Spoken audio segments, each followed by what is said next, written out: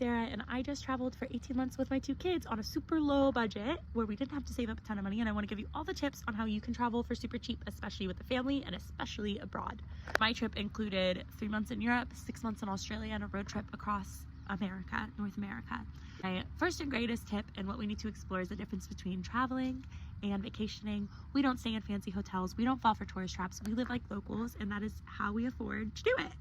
Not being picky, being super loosey-goosey and open-minded is how we have been able to afford a pretty cool, fun lifestyle. So what I do is I go on a website called Skyscanner, and I do anytime, anywhere, and I have ideas of where I'd like to go. Like, I'd like to go to Europe anytime, anywhere, and I find the cheapest month to get to Europe. I find the cheapest place to fly into in Europe. I've flown to London for less than $200 before. I think my last trip, it was like $400 a person to Ireland. I didn't actually plan on spending time in Ireland. Ireland was not in the top 8 places I wanted to go, but I ended up staying a week in Ireland during my 1.5 years abroad because it got us to Europe.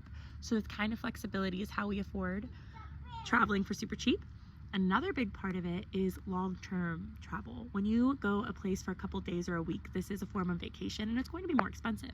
But Airbnb and VRBO, and sometimes even like hotels or other sources, will rent out places for as cheap as rent or pretty close to rent prices if you stay for at least a month. On Airbnb, they usually discount you 30 to 50% if you stay for a month. So when we go places, we usually stay for a minimum of a month, so it ends up being the same price as rent, and we're not paying $150 a night. We're paying more like $40 a night to stay somewhere. I'm not picky as to where I go. I book out a month at a time instead of a week at a time, which makes it more like living costs instead of vacation costs. Number 3 is I try to rent out my own house in whichever way I can, so I'm breaking even on my traveling. If I were to rent out my house on Airbnb, it would be about $2,000 a month to $4,000 a month. This will cover my travels to half of the world. I could go to most of Europe, I could go to Australia, I could go to Hawaii, I could go anywhere in America, and I'm probably gonna get my Airbnb covered by the cost my house would rent out for. So renting out your own house takes some prep, but especially if you're a stay-at-home mom and you have a little time, you can organize your house to do that, even if it's just for a month. If I wanted to rent out my house while I was traveling, I would take pictures with as organized of a house as I can. I would list that it's normally lived in. I would post it a couple months before I leave so there's time to get the bookings out, and I would be lowering the prices as I get closer to ensure it gets booked. Other things, we eat like locals. We don't go to fancy tourist traps or 5-star restaurants.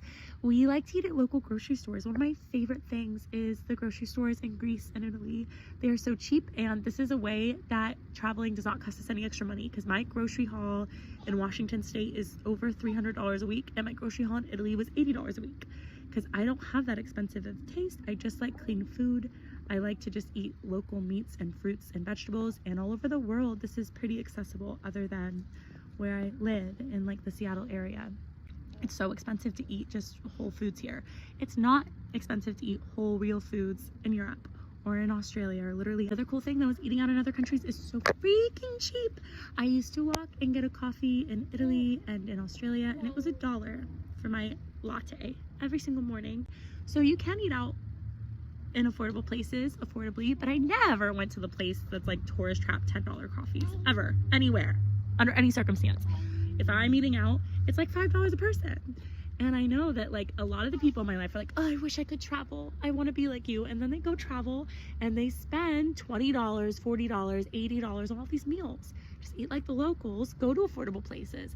I would have loved to go to the Netherlands or Switzerland, but I understood that it was going to cost me $30 a meal or even more in grocery money than I already pay, and I can't afford that. I understood that it was going to cost $4,000 a month for rent. Couldn't afford that, so I went to Greece and I ate at the local grocery stores. I got a liter of orange juice a day for $2, and me and my kids lived off of it, and it was wonderful. We've got cheap eating, we've got Skyscanner, we've got staying for at least a month, not being picky on where you go.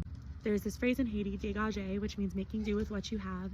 And so we don't always make plans for how we're going to get around or all the things we're going to do. We show up in a place and we just see what happens. When we went to Greece, we didn't plan on getting a rental car, but I found a cheap rental for $100 a month. And I was like, okay, $150 a month.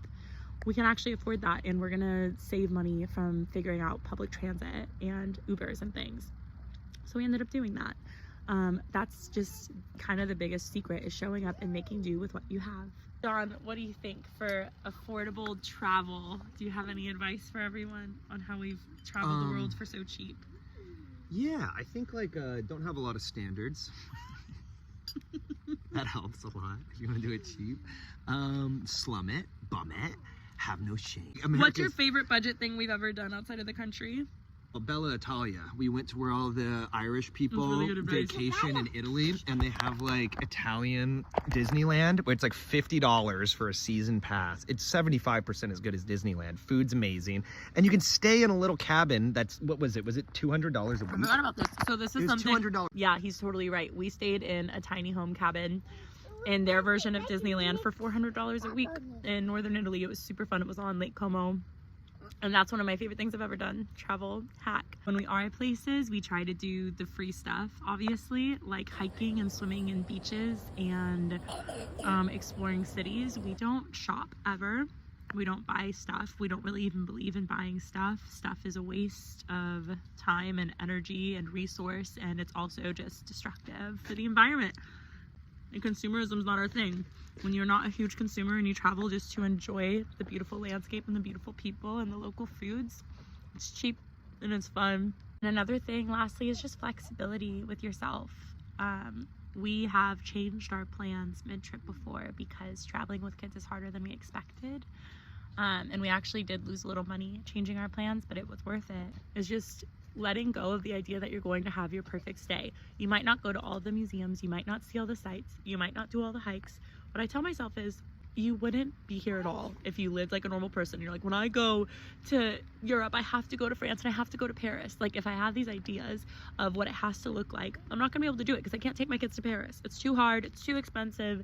I let go of all of these ideas and ideals I have, and I'm like, just going is the reward. Just going is the goal. We understand that we're not going to hit up all of the museums and we're not going to see all of the sites. We have maybe one goal that's ambitious. Like, I really wanted to see the Parthenon when we were in Greece. So we had this one goal, and every other day it was about our kids.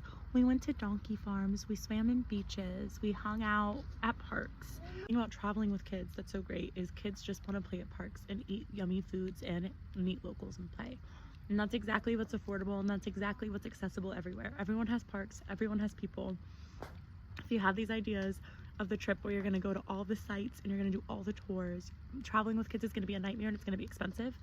Just live like a local, and it's pretty much as easy as living at home. And if you live somewhere as expensive as Seattle like I do, it can be even easier. I had a much easier time in Australia and Greece than I have here.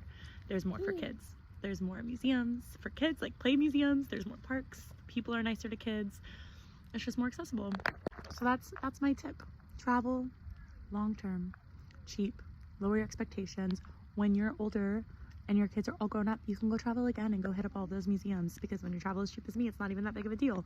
Go stay in hostels when your kids are 20 and you're bored. But when you travel with kids, stay in Airbnbs long-term, keep it cheap. I afforded traveling across America is we bought an RV, we fixed it up, and we lived in that for 4 months. The RV cost us $2,500 total in 2 weeks of working on it, and we sold it for $3,000. So we made back what we spent working on it, and we broke even. We bought a subscription to a website called 1,000 Trails to park the RV, and we kind of planned our road trip a little around that subscription, and we also parked it on the side of the road or on beaches.